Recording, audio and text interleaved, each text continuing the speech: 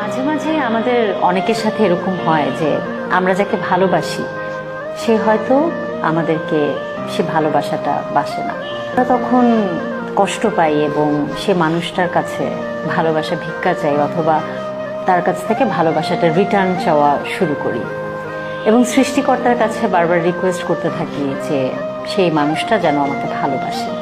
সৃষ্টিকর্তাকে এই রিকোয়েস্টটা না করে যে সেই মানুষটাও যেন আমাকে ভালোবাসে, বরং আমাদের রিকোয়েস্ট করা উচিত যে সেই মানুষটাকে যে আমি ভালোবাসি সে কষ্টটা কি করে কম পাওয়া যায় এবং মুভ অন করা এই অবস্থাটা থেকে। আমাদের সবার জন্যেই কোনো না কোনো মানুষ, স্পেশাল মানুষ এবং পারফেক্ট মানুষ অপেক্ষা করছে। সৃষ্টিকর্তাকে বরং এই অনুরোধটাই করা উচিত যে সেই পারফেক্ট মানুষটা যেন আমার জীবনে আসে এবং এই মানুষটাকে যেন আমি ভুলে যেতে পারি, কারণ এই মানুষটা রাইট মানুষ।